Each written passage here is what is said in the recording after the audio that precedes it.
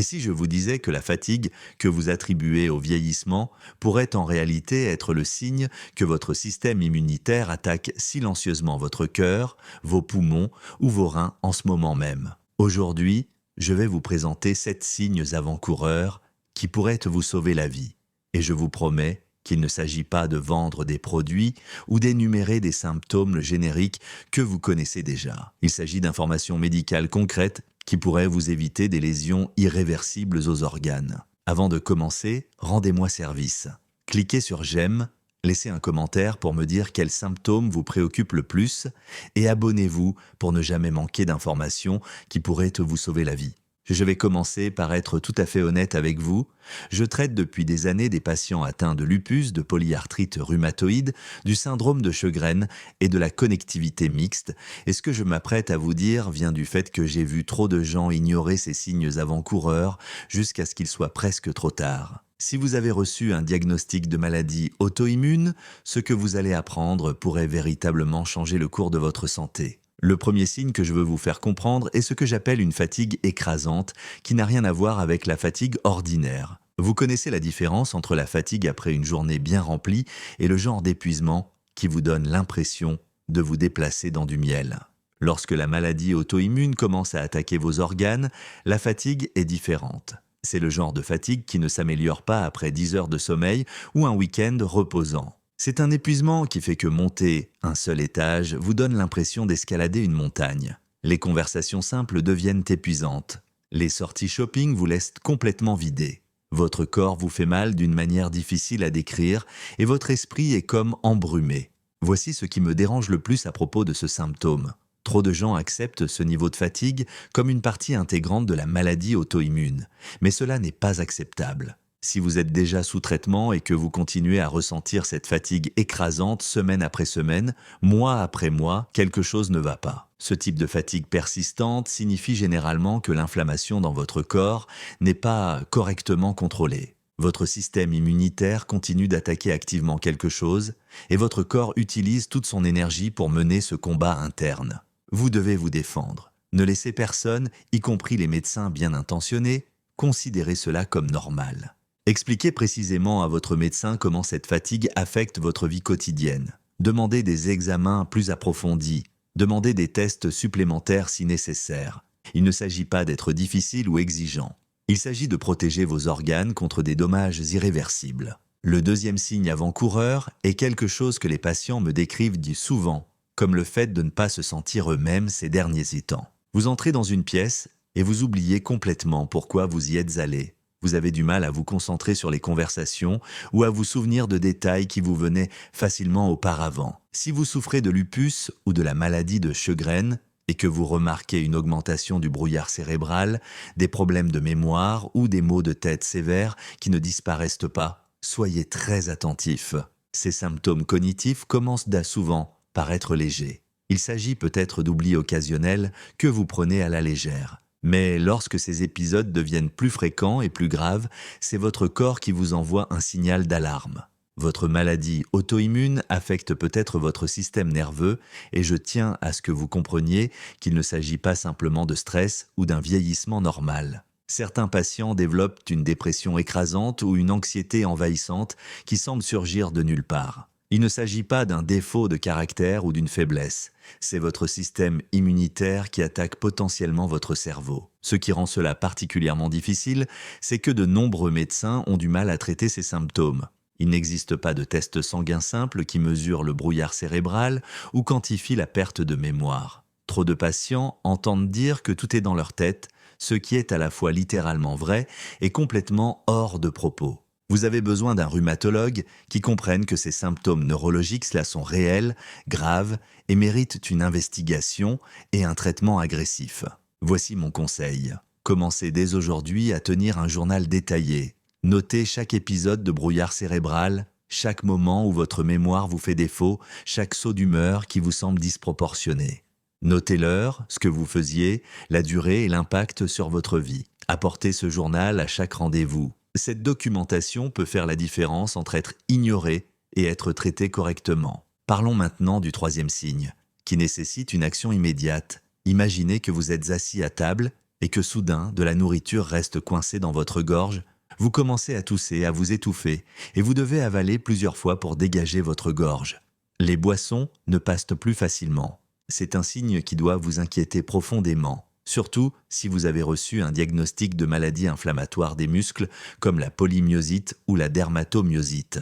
Cette difficulté à avaler est due au fait que l'inflammation attaque les muscles de votre gorge qui contrôlent le processus de déglutition. Ce n'est pas quelque chose que vous pouvez attendre ou espérer voir s'améliorer tout seul. Plus cette inflammation reste longtemps sans traitement, plus vous risquez de souffrir de difficultés à avaler permanentes, d'infections pulmonaires dangereuses dues à la pénétration d'aliments ou de liquides dans vos poumons et d'hospitalisations graves qui auraient pu être évitées. Si vous développez des difficultés à avaler, vous devez contacter votre rhumatologue le jour même. Il s'agit d'une urgence, vous avez besoin d'un traitement immédiat, pas la semaine prochaine, ni lorsque vous pourrez vous rendre à un rendez-vous. Les dommages causés par des problèmes de déglutition non traités peuvent être permanents et les complications peuvent mettre votre vie en danger. Le 4e signe avant-coureur concerne votre vision, et ce scénario me terrifie car la fenêtre de traitement est très étroite. Imaginez que vous vous réveillez avec un nouveau mal de tête sévère, en particulier au niveau des tempes ou du sommet du crâne. Vous avez mal lorsque vous vous brossez les cheveux car votre cuir chevelu est sensible au toucher. Mâcher vos aliments vous cause des douleurs à la mâchoire qui vous obligent à arrêter de manger. Puis, quelque chose de vraiment alarmant se produit. Votre vision commence à devenir floue ou à s'assombrir pendant plusieurs secondes avant de revenir à la normale. Soudain, sortir du lit le matin devient difficile, car vos épaules et vos hanches sont raides et douloureuses, ce qui rend les mouvements difficiles. Si cela correspond à ce que vous vivez, vous pourriez souffrir d'artérite à cellules géantes, une forme dangereuse de vascularite qui provoque une inflammation des vaisseaux sanguins de la tête, en particulier des artères qui irriguent les yeux et le cerveau. Je vais vous expliquer très clairement pourquoi c'est important. L'artérite à cellules géantes est une urgence médicale. Sans traitement immédiat, jusqu'à 20% des patients perdent définitivement la vue, parfois des 2 yeux. Mais il y a une lueur d'espoir. Avec un traitement rapide à forte dose de stéroïdes, ce risque tombe à moins d'1%. La clé, c'est d'agir immédiatement. Si vous avez plus de 50 ou 60 ans et que vous développez de nouveaux maux de tête sévères, une sensibilité du cuir chevelu, des douleurs à la mâchoire lorsque vous mâchez, des changements visuels quelconques ou une raideur musculaire soudaine au niveau des épaules et des hanches, n'attendez pas de voir ce qui se passe. N'essayez pas d'obtenir un rendez-vous la semaine prochaine. Vous devez consulter un rhumatologue ou vous rendre aux urgences le jour même. Votre vision dépend de la rapidité avec laquelle vous agissez. Le 5e signe est quelque chose que la plupart d'entre nous considèrent comme acquis jusqu'à ce qu'il devienne un problème. À quelle fréquence pensez-vous réellement à votre respiration? Si vous êtes comme la plupart des gens, vous n'y pensez jamais jusqu'à ce que quelque chose change.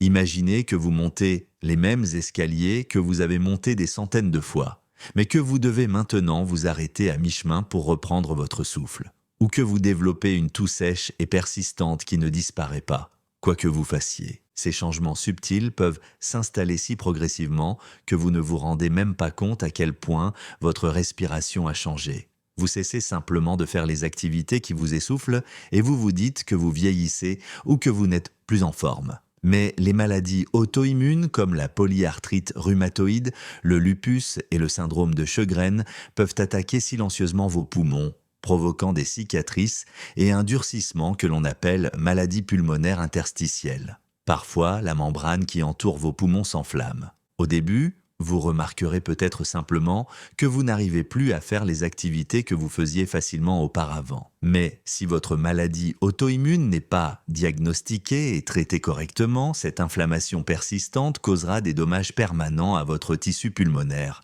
rendant chaque respiration difficile. Je ne veux pas que vous paniquiez à chaque fois que vous toussez ou que vous vous sentez un peu essoufflé. Parfois, il s'agit simplement d'un rhume ou d'allergie. Mais si vous remarquez une augmentation de l'essoufflement ou une toux persistante qui ne disparaît pas, vous devez en parler rapidement à votre médecin. Le 6e signe avant-coureur est celui que je souligne le plus fortement à tous les patients que je diagnostique, en particulier les jeunes de 20 à 30 ans. Lorsque je dis à quelqu'un qu'il souffre de polyarthrite rhumatoïde, de lupus ou du syndrome de Sjögren, je lui dis toujours ceci. Si vous ne vous souciez pas de vos douleurs articulaires, de vos yeux secs, de votre perte de cheveux ou de vos éruptions cutanées, vous devez absolument vous soucier de ce qui arrive à votre cœur. Dans les maladies auto-immunes, l'inflammation n'est pas seulement une douleur que vous pouvez ignorer. C'est comme un feu qui brûle à l'intérieur de votre corps et, avec le temps, ce feu endommage silencieusement votre cœur et vos vaisseaux sanguins d'une manière que la plupart des gens ne soupçonnent pas.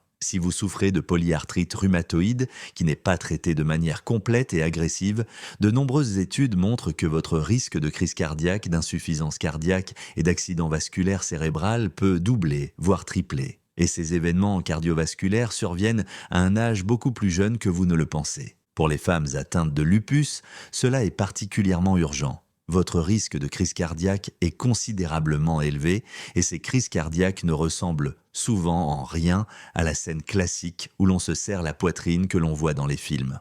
Au lieu d'une douleur thoracique écrasante, vous pouvez ressentir des nausées sévères, des douleurs abdominales soudaines ou simplement une fatigue écrasante. Parfois, il n'y a aucun signe avant-coureur avant un accident cardiaque. L'inflammation causée par le lupus, le syndrome de Sjögren ou la polyarthrite rhumatoïde peut attaquer la membrane qui entoure votre cœur, provoquant une péricardite. Elle peut attaquer le muscle cardiaque lui-même, provoquant une myocardite. Elle peut perturber le rythme électrique de votre cœur, provoquant des arythmies dangereuses. C'est pourquoi je vous donne dès maintenant le conseil le plus important que je puisse vous donner. N'attendez pas l'apparition de symptômes graves avant d'agir. Si vous ressentez des douleurs thoraciques, des difficultés respiratoires, des nausées ou des douleurs abdominales inexpliquées, des sueurs soudaines ou des palpitations cardiaques, vous devez être examiné de toute urgence. Ne vous persuadez pas que ce n'est probablement rien. N'attendez pas le lendemain matin pour voir si cela disparaît. Ces symptômes, chez une personne atteinte d'une maladie auto-immune, nécessitent une attention médicale immédiate.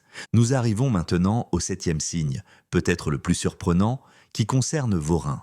De tous les organes que votre système immunitaire peut attaquer, les reins sont souvent la cible la plus dramatique et la plus dangereuse, en particulier dans le cas du lupus, de la maladie de Sjögren ou de la vascularite. Le plus effrayant, c'est que les lésions rénales se développent bien souvent sans signes avant-coureurs évidents, jusqu'à ce que des dommages importants soient déjà survenus. Un jour, vous vous sentez parfaitement bien. Le lendemain, vous remarquez que vos chaussettes ou vos chaussures vous serrent anormalement. Vos chevilles et vos pieds semblent gonflés et enflés. Vous vous réveillez avec les paupières enflées. Vous remarquez une mousse ou des bulles inhabituelles dans vos urines lorsque vous allez aux toilettes, ou vos urines semblent plus foncées que d'habitude, peut-être brunes ou même rougeâtres. Lors d'une visite de routine, votre médecin vous signale que votre tension artérielle est plus élevée qu'elle ne devrait l'être. Chacun de ces symptômes peut être le signe d'une inflammation qui attaque les petits vaisseaux sanguins de vos reins. Si cette inflammation n'est pas stoppée rapidement, vos reins développent des tissus cicatriciels. Ces cicatrices empêchent vos reins de filtrer correctement les toxines de votre sang. Tous les déchets produits par votre corps s'accumulent car ils ne sont pas éliminés. Si cette situation perdure, vous risquez de voir votre vie bouleversée. Vous pourriez avoir besoin d'une dialyse, ou une machine prend le relais de vos reins plusieurs fois par semaine, ou vous pourriez éventuellement avoir besoin d'une greffe de reins. Plus vous détectez ces signes avant-coureurs tôt, plus vous avez de chances de protéger vos reins et d'éviter la dialyse ou la transplantation à l'avenir. C'est pourquoi un suivi régulier est si important lorsque vous souffrez d'une maladie auto-immune. Votre médecin doit vérifier régulièrement votre urine et votre fonction rénale, et pas seulement lorsque vous développez des symptômes. Passons donc en revue ce que nous avons vu aujourd'hui, car ces 7 signes pourraient véritablement vous sauver la vie. Nous avons parlé de la fatigue intense, qui ne s'améliore pas avec le repos, des changements cognitifs tels que le brouillard cérébral et les problèmes de mémoire, des difficultés à avaler qui nécessitent une attention immédiate, des problèmes de vision associés à de violents maux de tête qui signalent une urgence médicale, des difficultés respiratoires qui s'installent progressivement, des symptômes cardiaques qui peuvent survenir à tout âge et des lésions rénales qui se développent souvent de manière silencieuse. Chacun de ces symptômes indique que votre système immunitaire attaque des organes vitaux et chacun d'entre eux nécessite une reconnaissance rapide et un traitement agressif afin d'éviter des dommages permanents.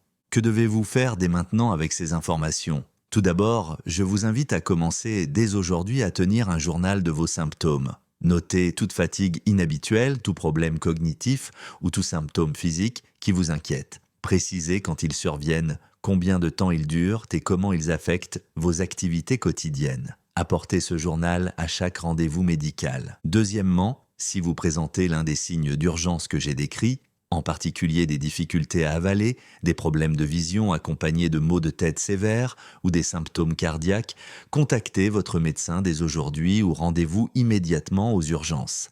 N'attendez pas de voir si les choses s'améliorent d'elles-mêmes. Troisièmement, si vous n'avez pas encore consulté de rhumatologue, mais que vous présentez plusieurs symptômes inquiétants, demandez à être orienté vers un spécialiste. Les maladies auto-immunes nécessitent l'intervention de spécialistes qui comprennent comment ces affections attaquent différents organes et savent comment les traiter de manière suffisamment agressive pour éviter des dommages permanents. Quatrièmement, même si vous êtes déjà traité pour une maladie auto-immune, si vos symptômes ne sont pas bien contrôlés ou si vous développez de nouveaux problèmes, parlez-en. Demandez des examens supplémentaires, demandez à ajuster votre plan de traitement et n'acceptez pas de vous sentir mal simplement parce que vous souffrez d'une maladie auto-immune. Les traitements modernes permettent de mieux contrôler ces maladies qu'il y a 10 ans. Enfin, partagez ces informations avec les membres de votre famille ou vos amis qui pourraient présenter ces symptômes. Le dépistage précoce est vraiment essentiel dans le cas des maladies auto-immunes. Un traitement adapté au bon moment peut prévenir les lésions irréversibles des organes qui changent la vie à jamais. Vous êtes votre meilleur défenseur et votre persévérance à obtenir des réponses lorsque quelque chose ne va pas peut vous sauver la vie. Prenez soin de vous, restez vigilant face à ces signes avant-coureurs et n'oubliez pas que vous méritez de vous sentir en aussi bonne santé que possible malgré votre diagnostic.